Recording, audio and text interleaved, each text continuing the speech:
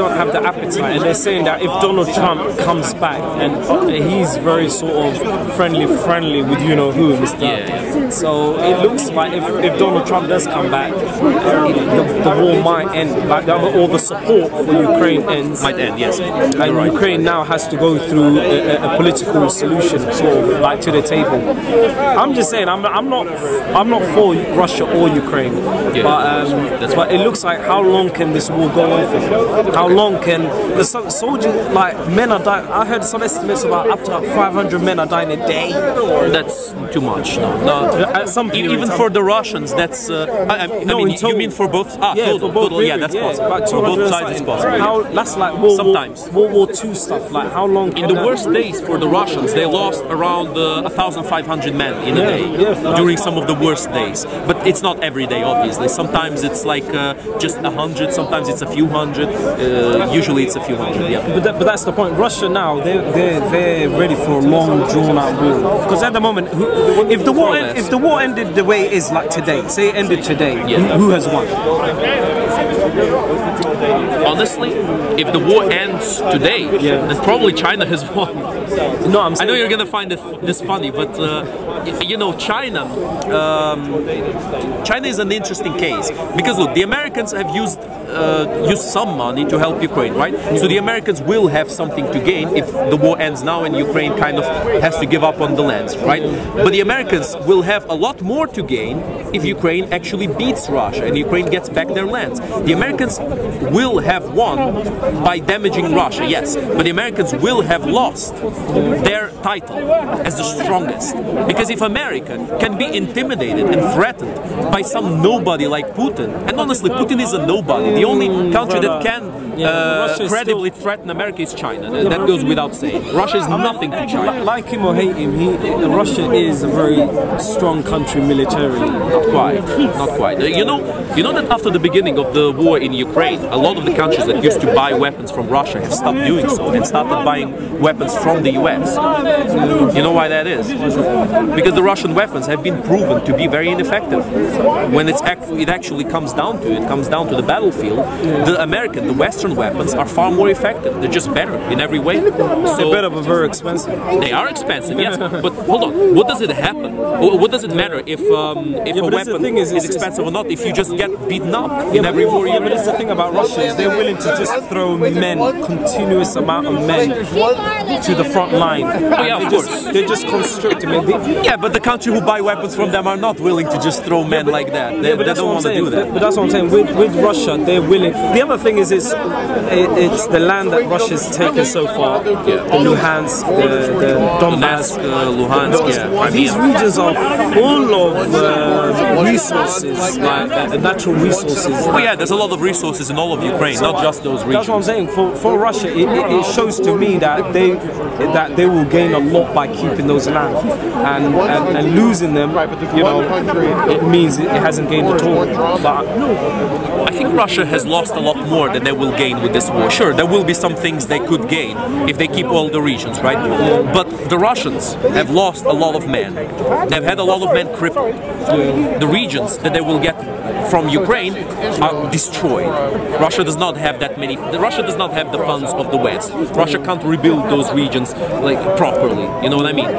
And worst of all of this, Russia's standing in the international stage is completely ruined. Russia is seen as one of the most untrustworthy partners ever. Like a pariah. Yeah, as a pariah. Who's going to want to do business with them? Look, China and India, sure, they're buying oil, they're buying gas. Yeah, but Russia is like, Putin's like, he's a strategic, like, he plays a strategy game, and he's a chess player, man. And he's playing for... a bad chess player. he flips the board every time he doesn't like but I think the you're result. Right. I think in the short term, it has affected Russia. But if Russia come out of this war, like, from now, like, if they do win it, and then Ukraine has no money, the Western countries stop funding Ukraine, Russia benefits in the 20, 30, 40, 50 years to come. So But at the same time, is what about those regions? There's a lot of Russia speaking. How many of those people want to be part of Russia and want to be part of Ukraine? Or the people who are there right now? Yeah. I mean, probably the vast majority, because the Russians have sent a lot of their own people there to settle those lands, and the vast majority of the people who oppose the Russians have fled for their lives. Well, the thing is, so I don't think that's a fair comparison. You know, a lot of the Ukrainians, vast majority of the pro-Ukrainian Ukrainians, they ran away because they were afraid of what the Russians might do to them, you know? So I think it's unfair to say, okay, like a region, right, gets invaded, all the people who don't want to be under the new regime flee, and then you do a democratic election. I mean, it's kind of trashy, if you ask me. It's kind of forced voting. I mean, at the best personally, from my point of view, I do feel sorry for Ukrainians because they initially, after the Soviet Union collapsed, Ukraine was seceded. It became an independent country, and Russia said, like, give up your nuclear weapons, and then they've given up. They've done everything possible to create their own lands, and it is a bit unfair to them that they are affected by geopolitical. Because at the end of the day, it's not really Russia and Ukraine. It's Russia is two superpowers fighting. I wouldn't call Russia superpower, but yes, this is more than just Russia and Ukraine. So I'm saying it's like a what do you call it? You know, where like the Western countries are using Ukraine to fight their I don't agree with that. I'm sure the term you're looking for is proxy war, but I don't agree with that term. I don't think it's you know, I was going to say that, but I couldn't find a word. Yeah, I know. You know, sometimes this war gets called a proxy war, but I completely disagree with that term, because for a proxy war, both of the supporters of the sides that are supporting this proxy war, they can't be directly involved. That's why it's called the proxy war, because it's not direct confrontation, right? I asked some people here in the corner, okay, do you think World War II was a proxy war because the Americans were supporting the Nazis? Although, were supporting the Nazis. You see, people might clip that. People might clip that. I just misspoke in a very silly way, because the Americans were supporting the Allies. There were some Americans in America who wanted... Yeah, like Ford. Ford. I got my eye on you, Ford. You know, the company Ford. It's actually known, yeah, that Ford was, at least to an extent, supporting the Nazis. But anyway, the Americans were supporting the Allies, right? That's why I asked some people, do you think that was a proxy war? I mean, the Americans were not directly involved against the Germans. But no, it wasn't a proxy war, because the Nazis were directly involved in that war.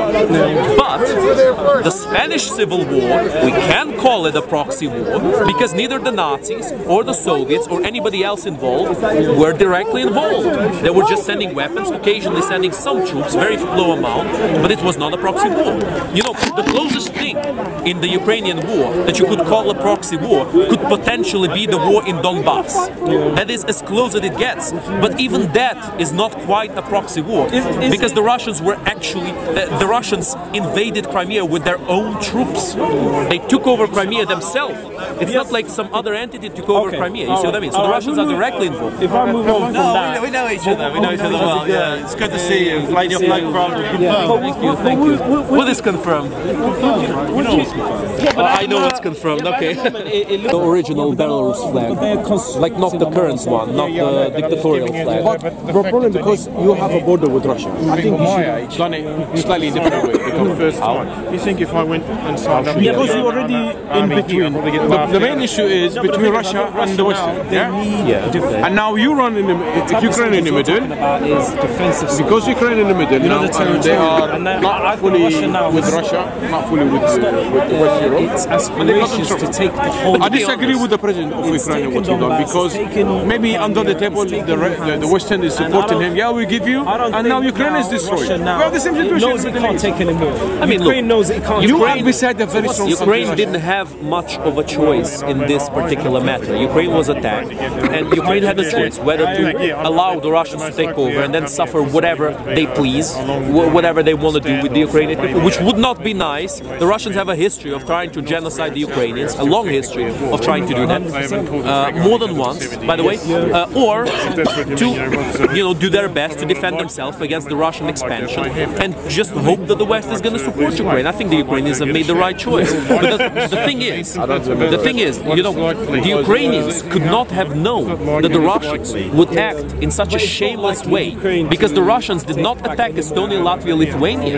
when they separated from the Soviet Union, and Estonia, Latvia, and Lithuania are in NATO now. You see what I mean?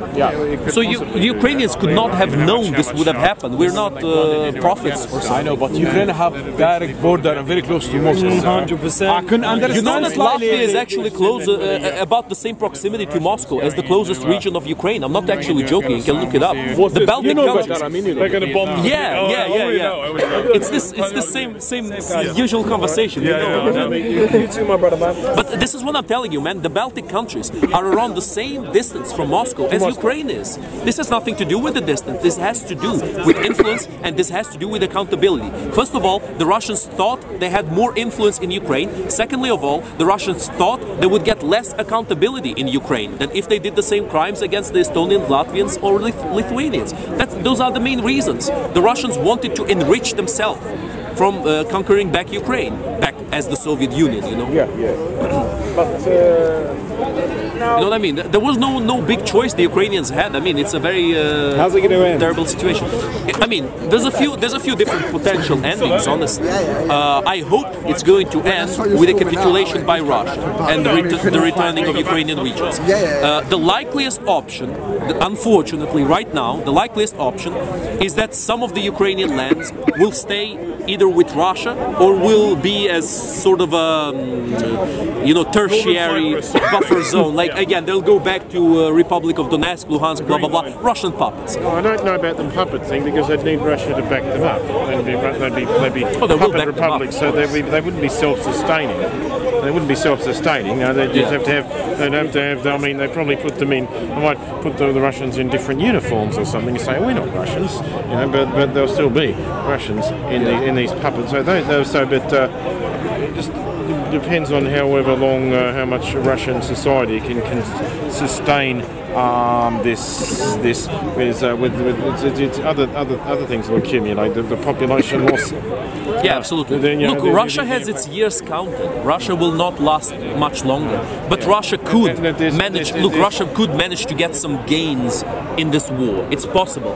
But the thing is, the losses they've had in this war will always, inevitably, outweigh their gains. If tomorrow in Kiev they capitulate, they say, okay, we're part of Russia now. If every single Ukrainian just says, okay, I'm Russian now, I'm no longer Ukrainian, Russia will still have a bigger net loss than any of the gains they had in Ukraine. I'm trying to be upbeat about it.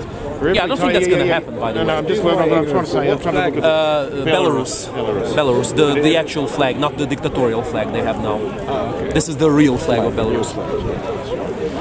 For every time Putin may shake hands and wave his fist with Comrade Lula, but then that's offset by every young man about your age holding up those steps of those blocks of flats with one leg. Yeah, that cumulative effect. That's the repercussions. And certainly Ukraine would face these problems, but hopefully Ukraine would have donations and support from other countries. And look, there's another very important thing I need to make clear. Although right now we're going through a stalemate situation where Ukraine is not having too many gains, this war has changed this tide many times. I remember there was a time before Ukraine got the HIMARS systems when Russia was making steady gains in Ukraine through perpetual shelling of Ukrainian cities because they had an advantage in artillery.